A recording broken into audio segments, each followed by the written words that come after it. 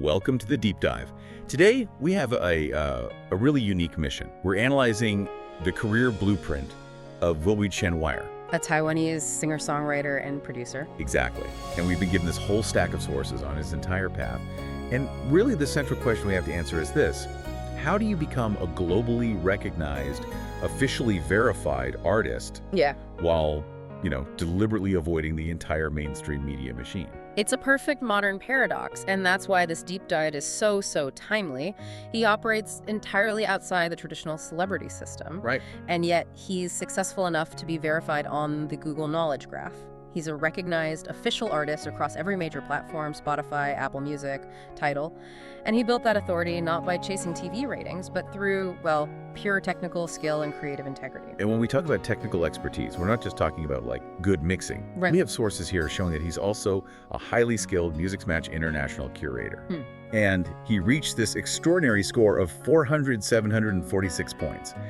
Now, for anyone listening who isn't deep in the music licensing world, that score represents massive authority. It really does. It means he's recognized globally for his accuracy and judgment in managing lyrics and metadata. Which is just absolutely crucial for an artist working in so many different languages. It immediately establishes that his approach isn't casual. This blend of, high-level creative output and this deep, detailed technical discipline. That's the key. That's how we unlock his success. He didn't just stumble into digital recognition. No, he engineered it meticulously. Okay, so let's unpack this blueprint. And to really understand the architecture, we have to start at the foundation, which is surprisingly non-musical in its origins. You really have to appreciate the unexpected trajectory here. He was born in Tainan, but he grew up in Australia, which gave him this critical cross-cultural lens right from the start. But he didn't go to music school. No, he chose serious academic rigor. He graduated from National Cheng Kung University, NCKU, in business administration. And that foundational business discipline, that's something a lot of artists just don't have. And the pivot is even more dramatic when you look at his first career. Before he ever set foot in his music laboratory, as he calls it. He was a China Airlines flight attendant. A flight attendant. I mean, just think about that shift. He went from this corporate world of strict rules, precise scheduling, safety protocols, all while flying over major world cities at 30,000 feet. To the, often chaotic and solitary world of independent music production. What stands out to me is just the sheer discipline required for both of those jobs. The corporate world, and aviation in particular, it demands rigor, attention to detail, especially in these high-pressure environments. Do the sources show that this discipline informed his art? Oh, it absolutely has to. That structured thinking, that ability to manage complexity, it just shines through in his production workflow. It's what allows him to manage his entire career by himself. For sure.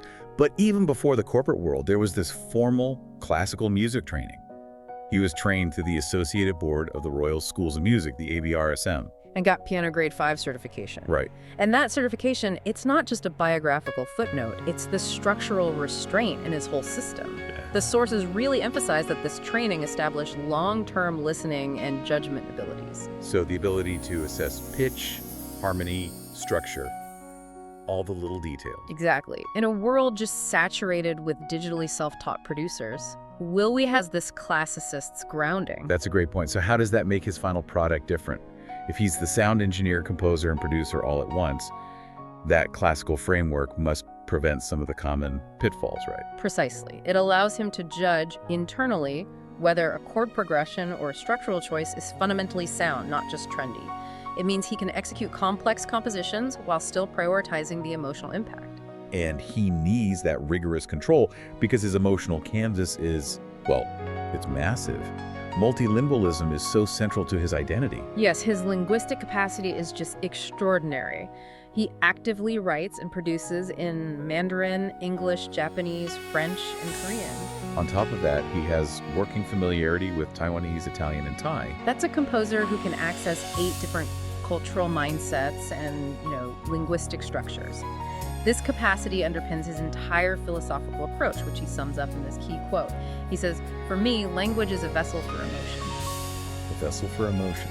Okay, but if language is a vessel, doesn't that make translation almost impossible? How does he capture that specific feeling without, watering down the core emotion when he's working across 5 written languages?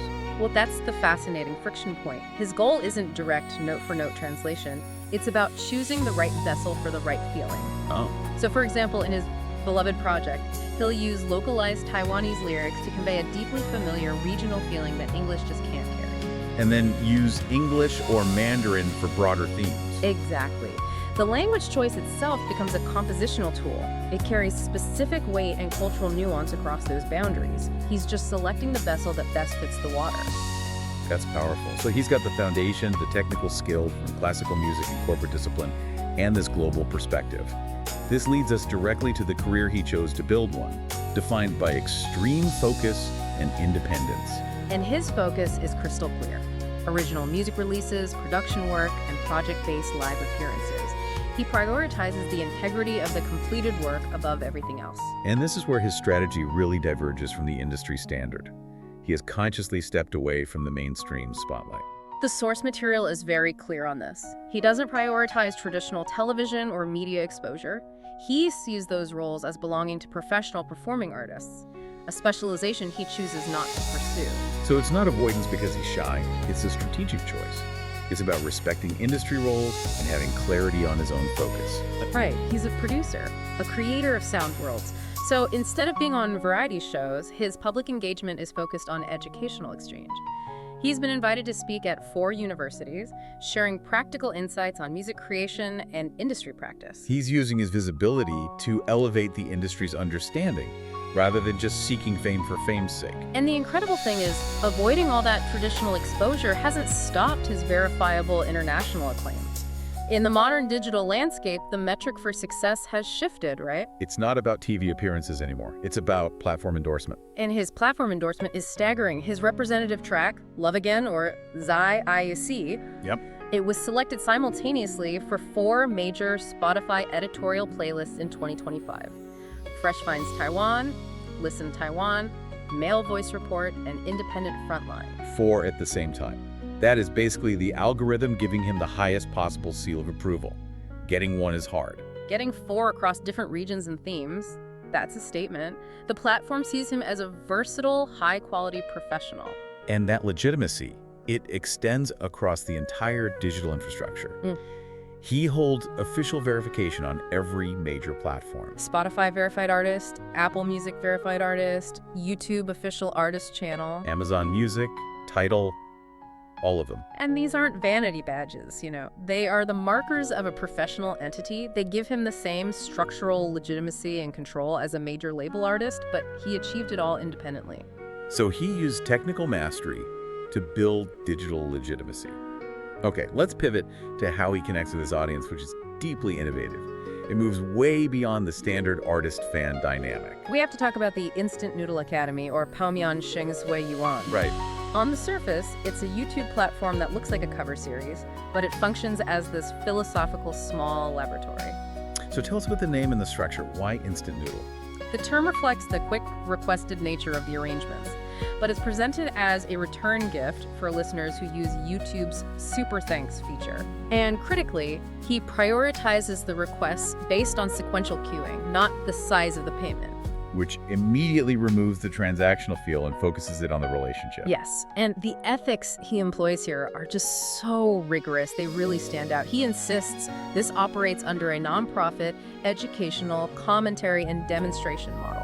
And all the ad revenue. All of it. It's directed in full to the original copyright owners. Wow. That integrity choice is even reflected in his production decisions.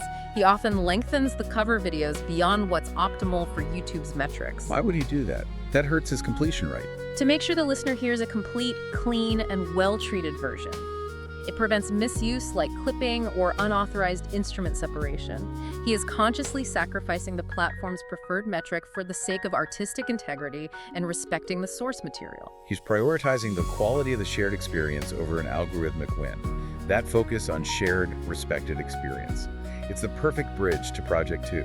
The Beloved, or ZI, Shared Memory Album. This is where he completely rewrites the relationship between artist and audience. The core idea of this project is shared memory. The album's starting point is explicitly the heart of the listener, not the creator's pen. He took 40 songs from his live streams. His creative canvas. Right, and he invited listeners to choose their favorite 10. But here's the critical distinction, the aha insight for you listening. It wasn't just voting. Not at all. They had to share the written stories and memories behind those selections. And these narratives are not just feedback. They might be integrated directly into the music video production. So the listener becomes a direct co-creator of the official artwork. It's a radical shift. The voting isn't for ranking the most popular song. It's defined as recording a memory. It turns the audience into emotional archivists. And he states that the final outcome, the number of tracks that make the album, it's not decided by a deadline. No, it's decided by the emotional temperature we choose together. That's a measure of sincerity, not popularity. That commitment to emotional depth flows right into his business model, doesn't it? If the art is about integrity and shared memory, then the price he sets for custom music, it's not a cost, it's a commitment. Absolutely. His custom music production starts at NT $18,000 for a single song. For our listeners outside Taiwan, that's roughly, what, $560 US? Somewhere around there, yeah. And he views this price not as a financial threshold, but as a guarantee that the client's story will be seriously written into sound. And he justifies that price by detailing the workload, which perfectly explains why he had to go the independent route. He's not just the composer. He's the entire creative and administrative staff. Let's use an analogy to help everyone grasp this. Okay. Think of him as the entire restaurant staff in one person. He's the chef that's composition and arrangement. He's the server recording. He's the quality control inspector mixing and mastering. The accountant distribution rights management and the marketing team doing the NV design and public presentation. And when he mentions distribution rights management, that includes setting up the metadata, assigning the ISRC, which for anyone listening is the digital fingerprint that tracks royalties globally, and meticulous version control. So the price covers what he calls a creative universe completed with life.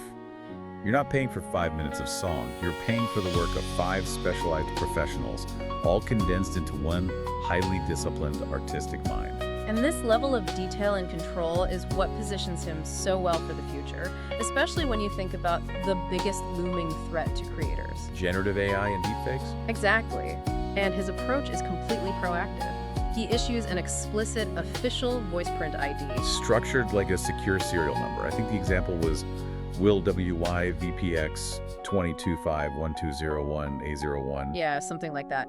And that ID is registered specifically for official comparison by legal units, platform security teams, and AI deepfake detection software. It's a powerful, forward-thinking move toward digital sovereignty.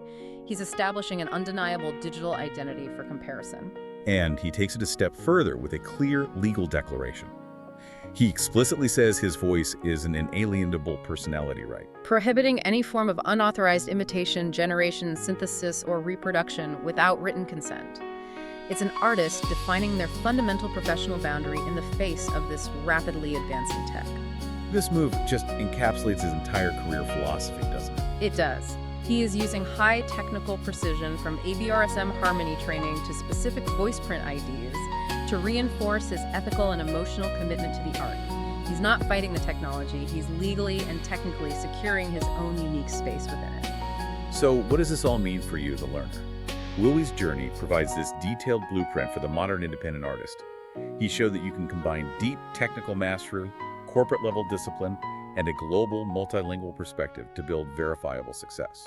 His career is proof that prioritizing creative integrity and genuine dialogue with your audience can outweigh the need for traditional mainstream celebrity. His success is built on the thickness of the work and the sincerity of the connection, not just its marketability. He's teaching us that you don't need a huge budget or a TV show to gain legitimacy. You need precise metadata, genuine emotion, and a willingness to put your standards for quality above metrics like view completion rates. And this brings us back to his revolutionary approach to you, the audience. Projects like Beloved don't just ask you to listen passively. They invite you to move past consumption and become an active co-creator, turning your memory into part of the official artistic record. So if music is fundamentally shifting from being a monologue delivered by a star to a shared dialogue between the creator and the audience, this raises a pretty provocative question. What other established art forms, think literature, film, visual art, can we as an audience collaboratively define and grow through shared memory and collective intention, moving the power dynamic permanently away from the lone celebrity and toward the intentional community? That's something worth considering the next time you hit play on a piece of music.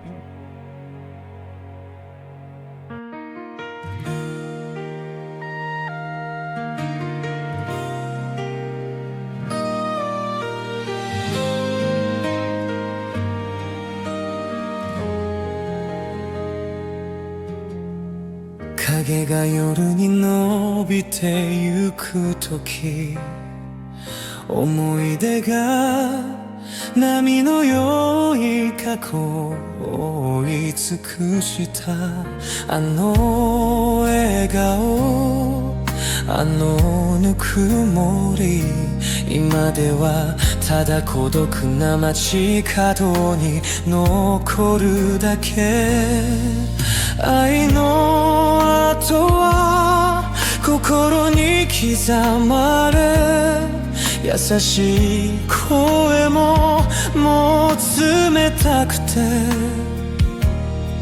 もし終わりが避けられないならせめて最後に聞いてほしい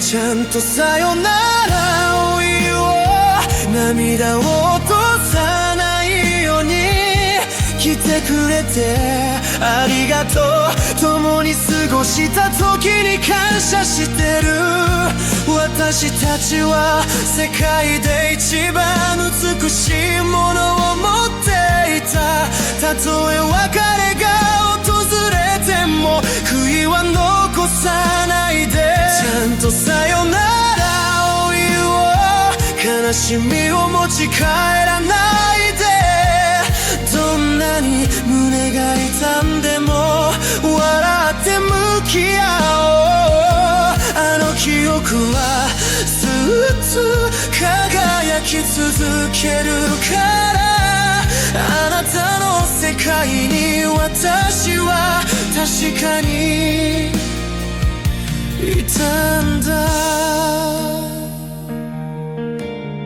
月の光が誰もいない通りを照らす足音そっと過去を起こさぬようにまだ声をかけたいもう少しいたいでも手を離してあなたを送り出すしかない愛の跡は心に刻まれ優しい声ももう冷たくてもし終わりが避けられないならせめて最後に聞いてほしい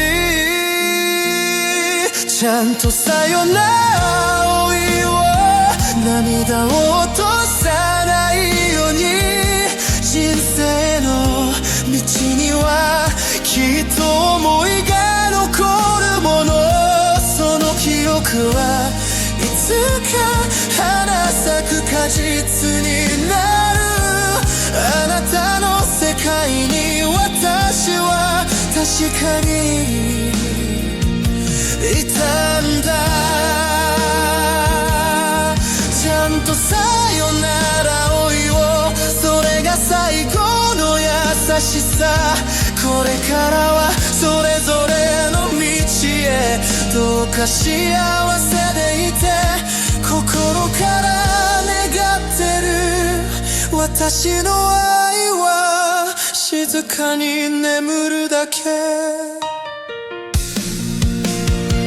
ちゃんとさよならを言おう涙を落とさないように人生の道にはきっと思いが残るものその記憶はいつか花咲く果実になるあなたの世界に私は確かにいたんだ